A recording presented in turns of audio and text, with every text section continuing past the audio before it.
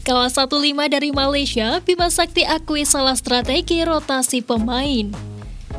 Pelatih Timnas Indonesia U17 Bima Sakti mengakui kesalahannya dalam melakukan rotasi pemain di kualifikasi Piala Asia U17 2023. Dalam 4 pertandingan, Bima mengandalkan beberapa nama seperti Arkan Kaka, Muhammad Kafiatur Rizky, Nabil Ashura, dan Habil Abdillah. Namun langkah tersebut justru berbuah petaka saat Indonesia kalah 1-5 dari Malaysia di laga pamungkas. Bima menyebut adanya faktor kelelahan yang dirasakan pemainnya karena hanya punya waktu istirahat 1 hari sebelum kembali bertanding. Ia pun menyebut ada kesalahan pada dirinya karena tidak menurunkan pemain lapis kedua saat melawan Guam. Bima mengungkapkan keputusan menurunkan skuad utama melawan Guam disebabkan oleh rencananya mengamankan laga pertama kualifikasi. Itu membuat skuad Garuda Asia menang 14-0 lawan Guam. Bima Sakti pun lantas menyampaikan permohonan maaf usai dikalahkan Malaysia. Ia mengaku sedih lantaran tidak bisa membawa hasil maksimal di laga penentuan demi lolos otomatis ke putaran final Piala Asia U17. Kekalahan tersebut membuat Indonesia finish di posisi kedua klasmen akhir grup B. Timnas Indonesia U16 dapat pelajaran berharga usai kalah dengan skor telak. Timnas Indonesia U16 memperoleh hasil tidak memuaskan di pertandingan terakhir kualifikasi Piala Asia U17 2023. Timnas Indonesia dipermak Malaysia dengan skor telak 1-5. Mengetahui hal tersebut, warganet di media sosial justru berterima kasih kepada Malaysia U16 karena sudah memberikan pelajaran yang sangat berharga. Para pemain Timnas Indonesia U16 begitu tidak berdaya di hadapan Malaysia U16 pada laga kualifikasi Piala Asia U17 2023. Bermain di Stadion Pakansari Bogor Minggu 9 Oktober lalu membuat mental para punggawa Garuda Asia benar-benar diuji. Kendati demikian, menghujat atau mengkritik berlebihan para pemain yang masih berusia belia tentu sangat tidak bijak.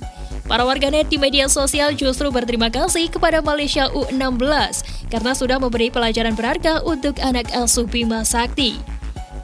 Banyak warganet mengucapkan selamat kepada Malaysia dan berterima kasih lantaran sudah memberi pelajaran yang sangat baik kepada Timnas U17.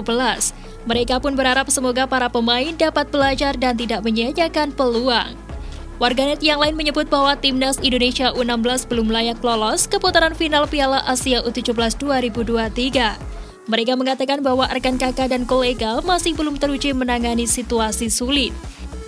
Begitupun absennya sang kapten Iqbal Kwijangge dianggap berdampak besar.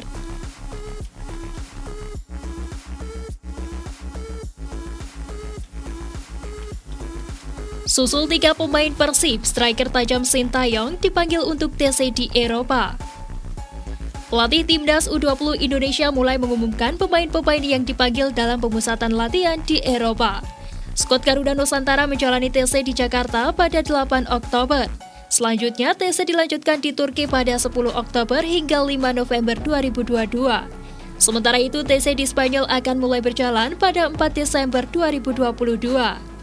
Sebelumnya, 3 pemain Persib Bandung yakni Kakang Rudianto, Ferdiansyah, dan Robby Darwis telah diumumkan melalui laman resmi klub pada 8 Oktober lalu. Mereka sebelumnya juga memperkuat skuad Garuda Nusantara pada ajang kualifikasi Piala Asia U20 2023. Salah satu yang menjadi perhatian adalah Robby Darwis. Dia mendapatkan tugas dari Sintayong untuk bermain di beberapa posisi. Hasilnya, Robby pun mampu menjalani tugas dan penampilannya mendapatkan apresiasi. Terbaru 2 pemain dari Borneo FC mendapat panggilan ke skuad Garuda Asia. Pemain tersebut adalah Rabani Tasnim dan Dava Fasha. Terkait 2 pemain tim Pesut Etam yang mendapat panggilan timnas, Sekretaris Borneo FC Farid Abu Bakar berharap mereka bisa berkontribusi untuk skuad Garuda Nusantara. Pemanggilan Rabani tentu bukan tanpa alasan.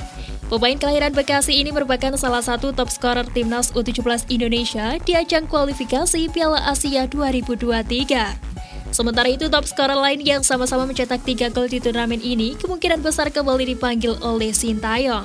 Mereka adalah Marcelino Ferdinand dan Hoki Caraka.